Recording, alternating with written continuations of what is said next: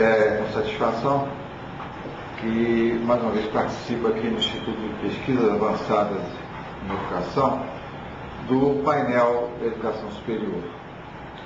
Hoje vamos abordar o tema da importância das CPAs, das Comissões Próprias de Avaliação, no contexto do Sistema Nacional de Avaliação de Ensino Superior. A coincidência no dia em que hoje estou gravando aqui o programa, há uma expectativa nacional de mais um resultado do ENAD, do último ciclo avaliativo que ocorreu no ano passado, em que é aguardado esse resultado. Antes de abordar a questão da CPA e comentando em relação a essa avaliação externa através do ENAD, ainda se verifica muitas instituições que vêm sofrendo por um tempo, dada a natureza dos seus cursos e a quantidade também dos cursos que têm, em que tiveram um aproveitamento ruim, uma nota 2, uma nota 1, no primeiro ciclo avaliativo, cujas cadeiras, as formações ainda não passaram por outro ciclo avaliativo. No caso, por exemplo, do curso de administração, bacharel em administração, em que ano passado que houve, então, mais uma rodada na avaliação do ENAD.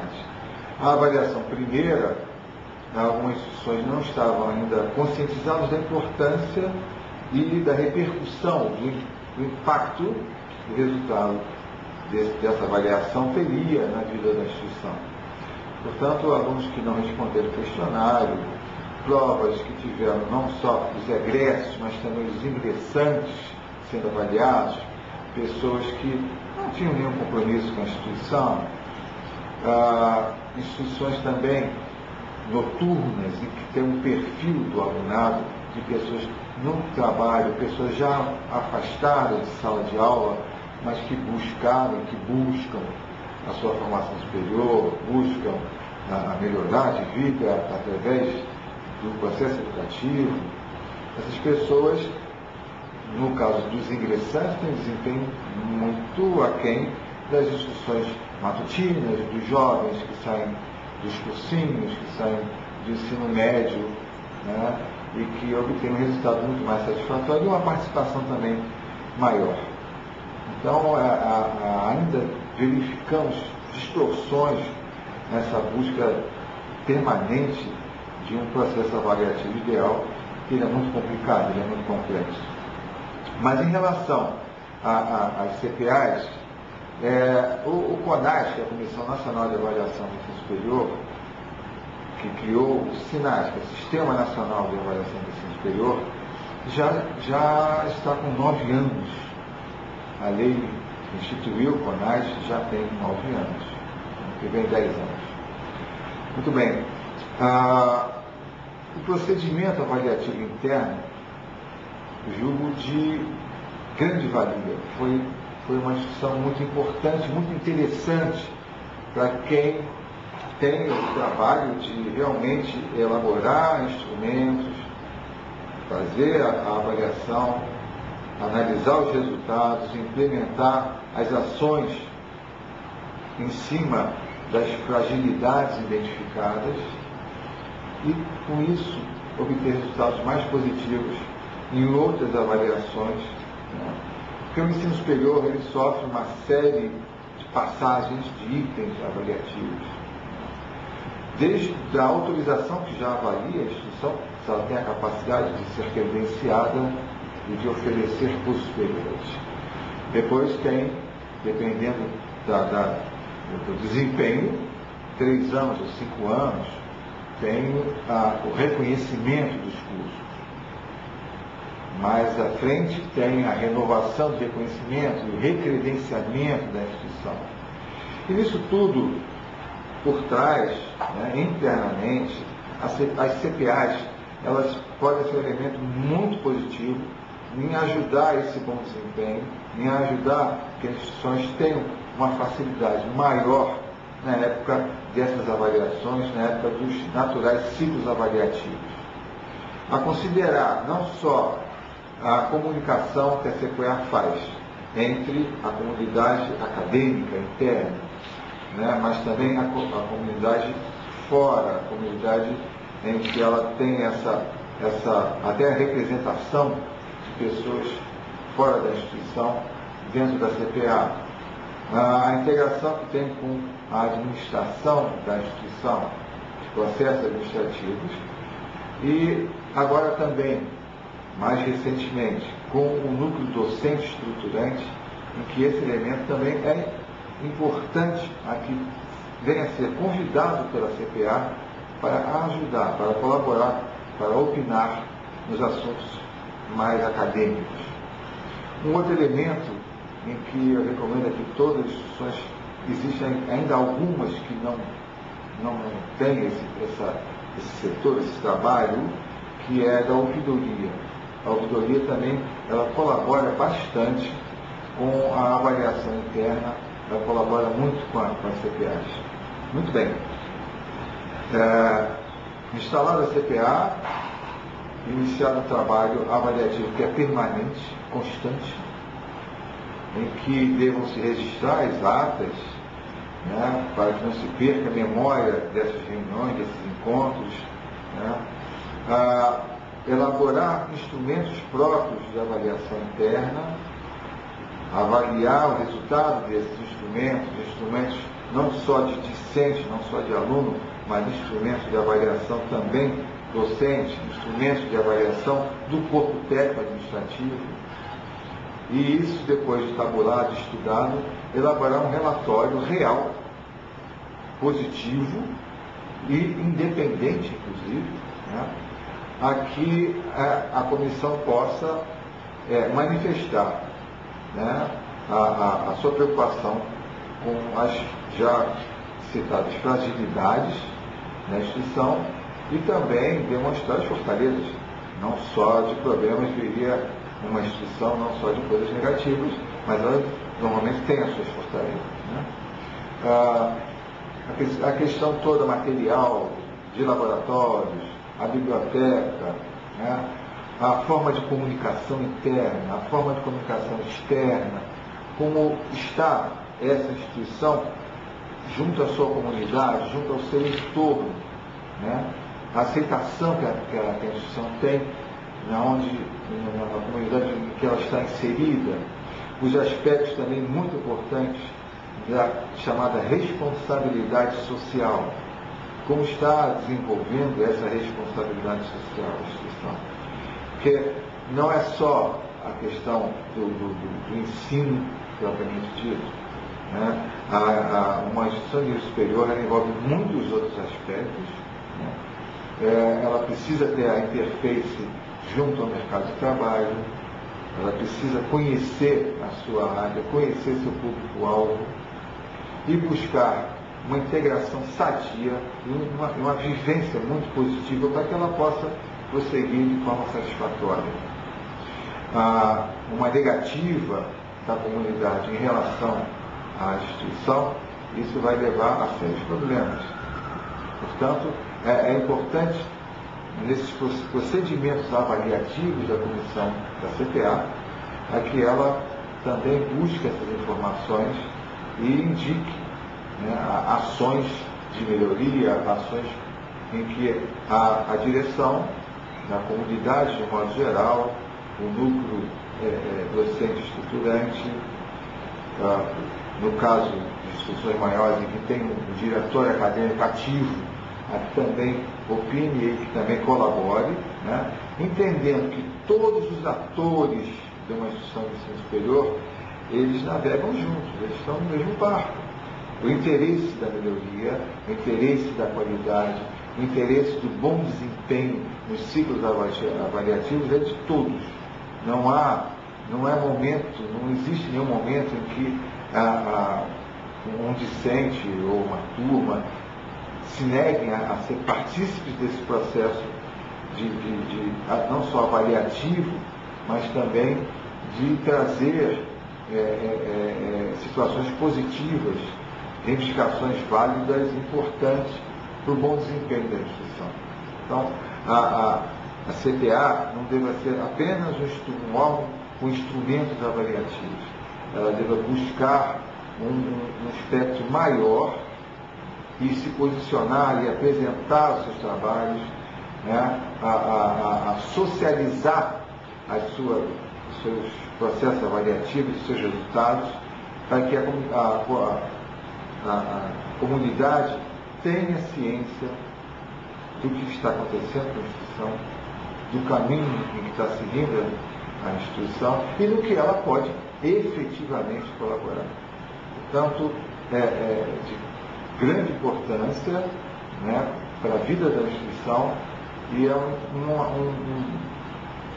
instrumento criado, que já vai para perto de 10 anos, mas que eu vejo e vivenciei de forma muito positiva e que realmente tem colaborado bastante para quem tem a CTA como um instrumento positivo, integrado, escutado, respeitado, né, e que está colaborando bastante com a qualidade do ensino superior no Brasil. Então é esse o meu ponto de vista e que acredito que todos partícipes desse nosso seminário se conscientizem dessa importância que tem a CTA no contexto da instituição do ensino superior. Muito obrigado. O Instituto de Pesquisa de Administração da Educação tem o prazer de compartilhar com educadores espalhados por todo o país alguns aspectos sobre a comissão própria de avaliação. Na realidade, não se pode falar em CPA sem ter uma contextualização mais ampla do Sistema Nacional de Avaliação da Educação Superior. Sempre se falou em avaliação, e a avaliação foi traçada de diversas formas, diversos mecanismos. O próprio Ministério da Educação seguiu as linhas gerais que estabelecem a obrigação do Estado, da União Federal, do Estado, dos municípios, promover a avaliação de qualidade. Hoje, as instituições de educação, especialmente as mantidas pela livre iniciativa, têm a obrigação de serem autorizadas e existir o processo de avaliação de qualidade. O sistema de avaliação sempre foi definido por diversos atos. O antigo Conselho Nacional de Educação, depois transformado em Conselho Federal de Educação e retransformado em Conselho Nacional de Educação, sempre teve em mente processos avaliativos, processos que verificassem ou através de avaliações locais, as chamadas avaliações em loco, ou através de outros sistemas de avaliação, permitindo uma verificação do potencial de cada entidade. Nós tínhamos, antes da edição da Lei de Diretrizes Básicas da Educação Nacional, de 1996, nós tínhamos vários institutos, várias normas que estabeleciam critérios de avaliação.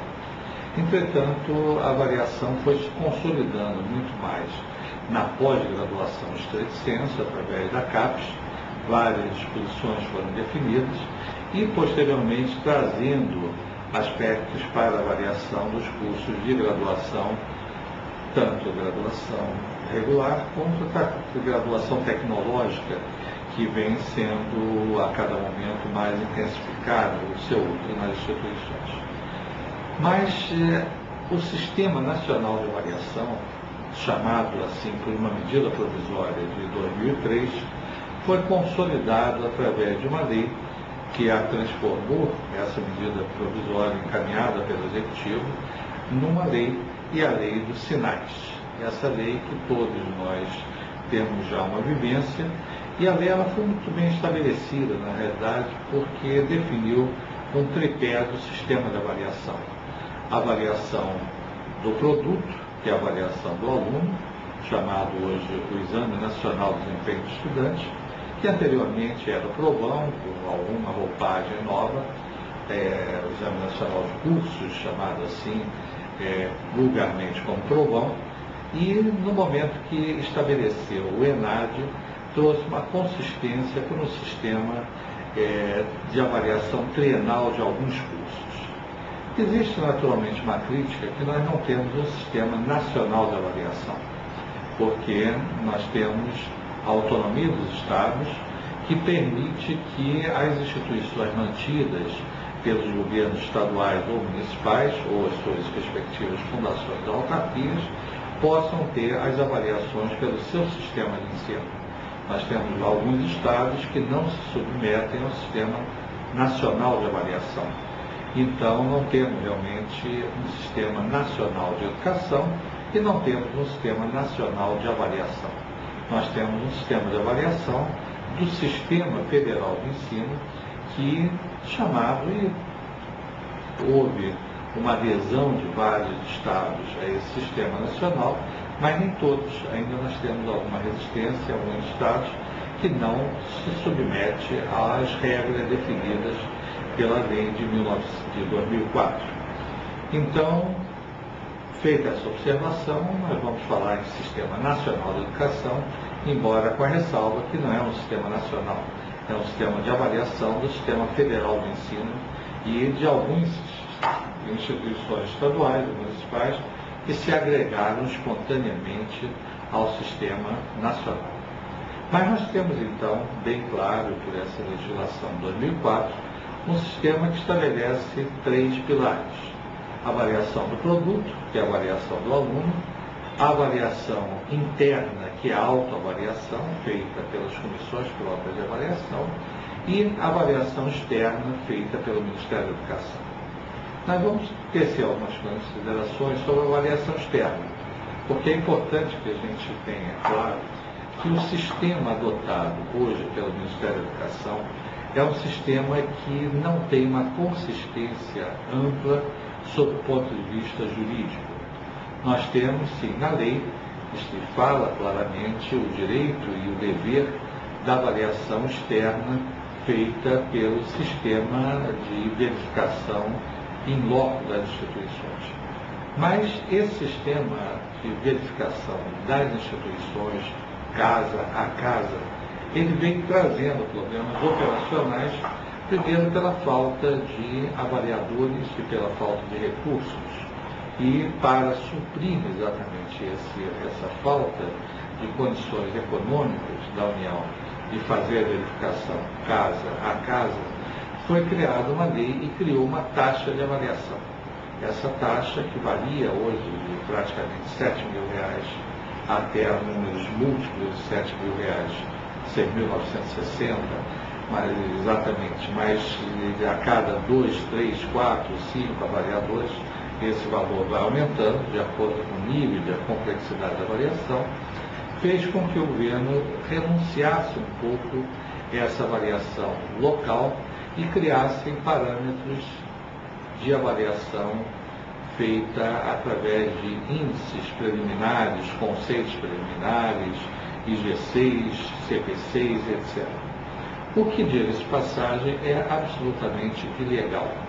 Não resiste a um confronto jurídico se a instituição quiser fazer esse enfrentamento, mas há uma certa acomodação das instituições, das entidades mantenedoras e das entidades que representam as instituições, e poucos questionamentos judiciais foram propostos e quem propôs não chegou até o final ainda pela morosidade da justiça.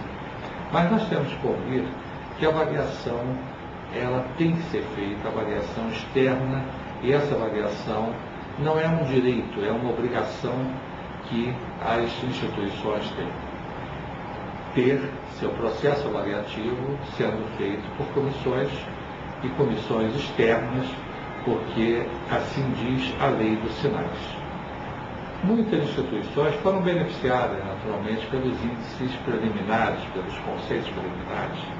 Se você tem numa escala de 1 até 5, você tem 3, 4 ou 5, você poderá ser dispensado de avaliação. E quantos de vocês já foram dispensados de avaliação? Mas, observe, não é um direito, é um poderá ser dispensado.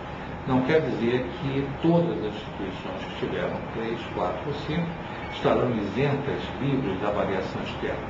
É uma prerrogativa que o Ministério da Educação pode exercer ou não de liberar a avaliação em nome.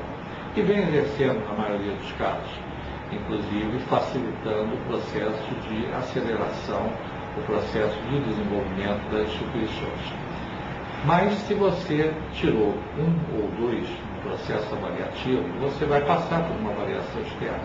Ou se houve qualquer fato que levou exatamente a existir uma abertura de um processo administrativo, abertura de inquérito, uma denúncia, algum fato que fez com que o MEC, mesmo, por exemplo, as instituições que tenham avaliação 3, 4 ou 5, possam ter verificação nos seus cursos, nas suas instituições, como um todo, a partir exatamente de uma determinação hoje da Secretaria de Regulação e Avaliação da Educação Superior, a SERES.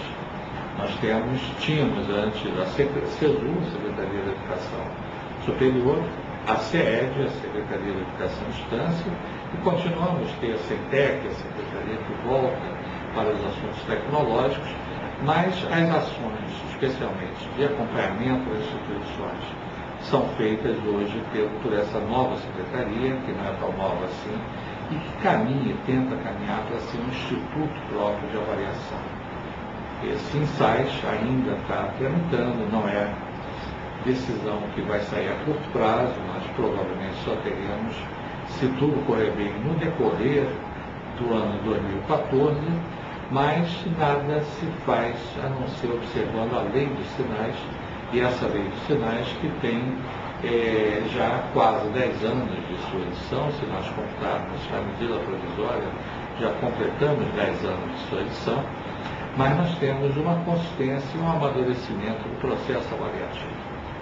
E nesse processo avaliativo traz, sem dúvida nenhuma, a relevância das comissões próprias de avaliação, que nós vamos falar dentro de pouco tempo nesse nosso painel. Mas nós queremos fechar um pouco mais o assunto da avaliação, do Sistema Nacional de Avaliação, como sendo um sistema bem elaborado. Nós temos que convir que ele é bem estruturado, ele tem realmente os fundamentos de um processo avaliativo previsto na lei, e a lei estabelece procedimentos claros no sentido desses 3 pilares.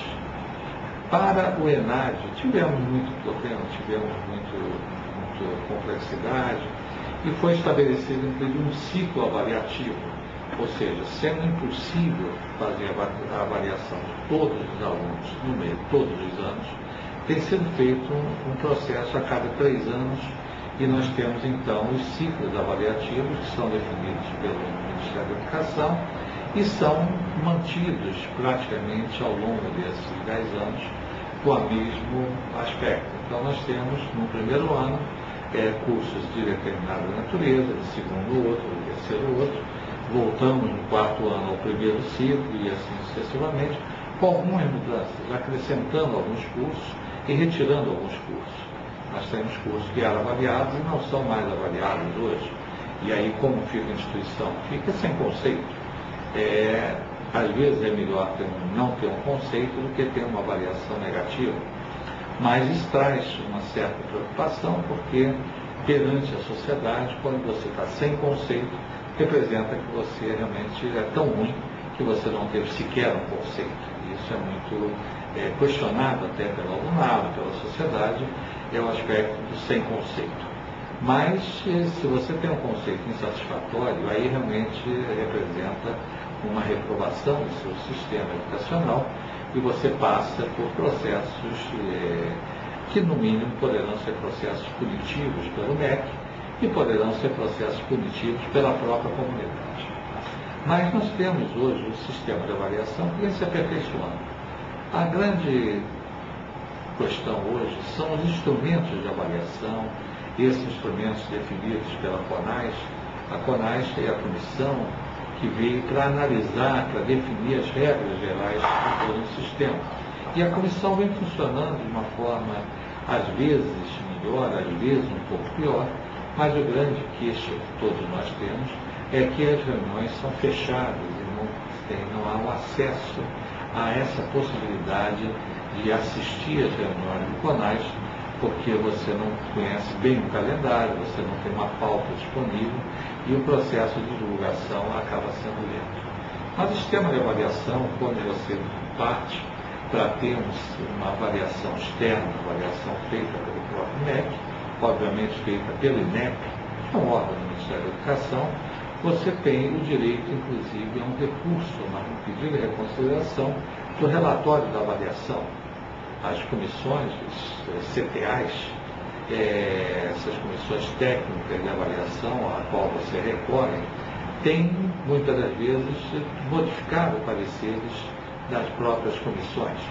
Mas o próprio MEC, também o INEP, recorre muitas das vezes dessas decisões e faz com que tenha um novo processo de avaliação em loco. Mas o sistema de avaliação continua tendo, não há, ao longo desse tempo, não houve qualquer modificação da legislação, há aperfeiçoamentos próprios estudados, mas nós temos, então, uma lei dos sinais que é aplicada a todas as instituições públicas e privadas, desde as universidades, os centros universitários, as faculdades isoladas, os institutos superiores de educação, os institutos federais, mas todas as instituições de ensino, as 2.400 aproximadamente, todas estão sujeitas ao Sistema Nacional de Avaliação, exceto aquelas que pertencem ao sistema de ensino dos estados e que não aderiram ao Sistema Nacional de Educação. Temos poucos, mas temos alguns casos nessa situação. Nesse conjunto, nós temos, então, o papel da CPA, Comissão Própria de Avaliação, que nós vamos comentar mais detalhadamente no bloco seguinte. Bom, vamos nos debruçar agora um pouco mais sobre aspectos específicos da CPA. A CPA, a Comissão Própria de Avaliação, ela foi prevista no artigo 11 da Lei 10.861, de 14 de abril de 2004. Esse artigo 11 falava, e fala até hoje textualmente, que cada instituição de ensino superior, pública ou privada, constituirá comissão própria de avaliação no prazo de 60 dias a contar da publicação da lei, com as atribuições de condução dos processos de avaliação internos da instituição, da sistematização e da prestação de contas das informações solicitadas pelo INEP, obedecido às seguintes diretrizes. Constituição por ato do dirigente máximo da instituição de ensino superior, ou por previsão no seu próprio estatuto ou regimento, assegurada a participação de todos os segmentos da comunidade universitária e da sociedade civil, organizada e vedada a composição que privilegie a maioria absoluta de seus segmentos. Segundo dispositivo, a atuação autônoma em relação aos conselhos e demais órgãos colegiados existentes na instituição. Então, ou seja, a CPA ela tem uma atuação autônoma. Ela não está subordinada ao outro conselho, é um órgão de apoio, é um órgão de Estado, e que naturalmente presta esse seu papel de promover a avaliação dos cursos, a avaliação geral da instituição. Essa CPA ela tem características multifacetadas. Ela tem membros, e isso é desnecessário falar para vocês que integram a comissão própria, tem que ser criada formalmente por um ato da direção, da reitoria, pela entidade máxima da instituição do ensino. Observar que não é entidade mantenedora, é só a instituição de ensino, a mantida, que define exatamente a Constituição.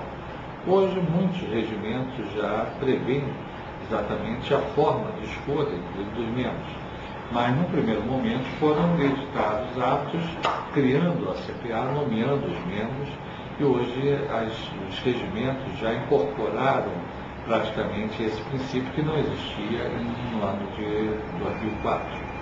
Mas a CPA tem um papel de extrema relevância na instituição e de extrema responsabilidade. Naturalmente, nós temos observado, às vezes, existem alguns conflitos entre os procuradores institucionais e a CPA. Nós já observamos isso em várias instituições, porque o procurador institucional hoje ele também tem um papel extremamente relevante. Ele que desenvolve, ele que tem a relação direta com o Ministério da Educação para a inserção de muitos dados em todo o sistema. Ele recebe da CPA os seus relatórios e ele tem que fazer o encaminhamento.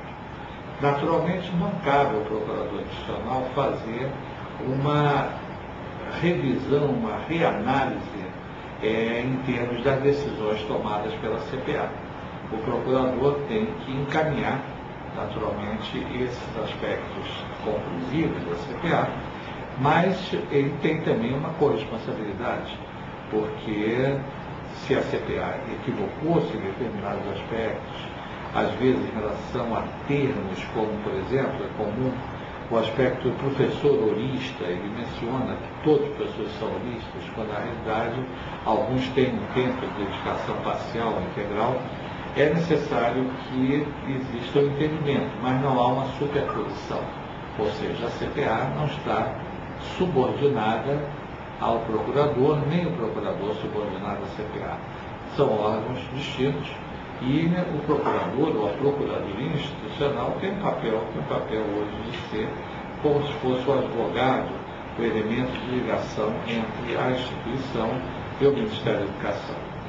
Mas a CPA tem o seu papel, inclusive o INEP tem aberto um grande espaço para receber os relatórios das CPAs, e o que nós temos que verificar é que a CPA tem que ter um funcionamento regular e um funcionamento com uma frequência bastante forte, dependendo do tamanho da instituição. Nós temos instituições que têm reuniões de CPA quase que semanalmente, outras têm intervalos maiores, mas tudo isso é definido pela própria regulamentação interna, sem ter uma norma expressa nesse ponto.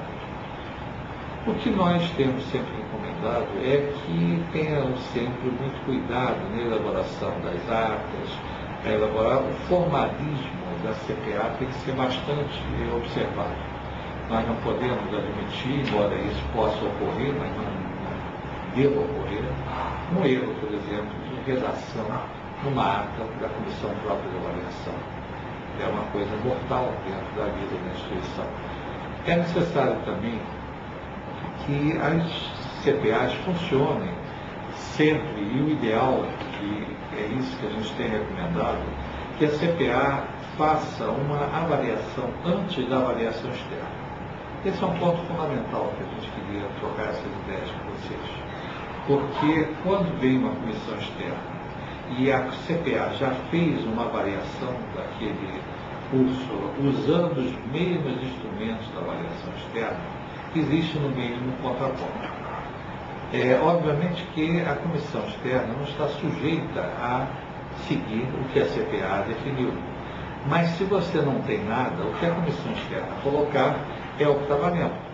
E naturalmente fica mais difícil você corrigir um pouco esse rumo das suas negociações com a comissão para melhorar um pouco esse seu conceito, se às vezes não for tão boa assim. Então, o que nós entendemos é que além da autonomia, que a autonomia cada um tem que ter, cada CPA tem que ter, ela deve também guiar-se muito pelos instrumentos de avaliação, quer os instrumentos de avaliação de reconhecimento de curso, de reconhecimento institucional, ou as avaliações relativas à educação à distância, que esse é um fato novo também, que surge na vida de muitas instituições, mas é importante que a CPA trabalhe com os seus instrumentos próprios, mas trabalhe também utilizando instrumentos de avaliação colocados pelo próprio poder público. Então, o que nós queremos realmente transmitir é a relevância, a importância dessa comissão de avaliação e a responsabilidade, porque também uma informação errônea traz uma responsabilidade criminal colocada na própria legislação. Se nós observarmos, o próprio artigo 12 da Lei 10.861 fala que os responsáveis pela prestação de informações falsas e pelo preenchimento de formulários de relatórios de avaliação que impliquem omissão ou distorção de dados a serem fornecidos aos sinais, responderão civil, penal e administrativamente por essas condutas. Então, ou seja, você tem uma responsabilidade civil, penal e administrativa por um procedimento errôneo.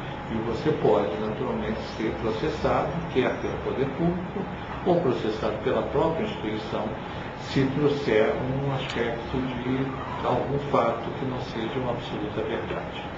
Então, o que nós temos que convir é que é necessário, isso é extremamente preciso, que cada instituição reveja bem os seus atos antes de mandar. Não faça nada correndo em cima do prazo, porque isso faz com que muitas das vezes cometa um erro. Mas é necessário que se tenha essas avaliações e amplamente debatidas, as atas serem aprovadas pelo próprio colegiado e não ficar para uma aprovação depois, muito depois. Até mesmo que é necessário que exista uma verificação da pertinência ou não de disponibilização dessas atas no próprio site da instituição. Nós somos favoráveis, hoje várias instituições já disponibilizam as atas da Comissão Própria de Avaliação de forma aberta para que as pessoas possam conhecer como é que está a avaliação da instituição. Uma boa avaliação faz com que tenha maior demanda de alunos. Uma avaliação ruim faz com que a instituição caia no conceito da própria comunidade. Então, a importância exatamente das comissões próprias de avaliação e o seu papel era um papel perante as mantenedoras, porque naturalmente a mantenedora é o empregador, e a empregadora pode trazer até uma demissão por justa causa se tiver uma falha no trabalho da comissão de avaliação. Junto às mantidas também, ou seja, pode criar um fato relevante, um erro de informação, faz com que tenha reflexo na instituição mantida. E também perante os órgãos governamentais, que é o INEP, é o Ministério da Educação como um todo, no sentido de que você tenha uma plena responsabilidade. Então, ou seja, a comissão, os membros da comissão estão sujeitos às mesmas regras que poderiam se estabelecer como um cargo de absoluta confiança. Eles são escolhidos, são nomeados, têm mandato, normalmente. Esses mandatos podem ser reconduzidos, depende exatamente da estrutura definida pela instituição, mas é um órgão que tem as suas prerrogativas, seu dever, o seu valor, mas tem também responsabilidades.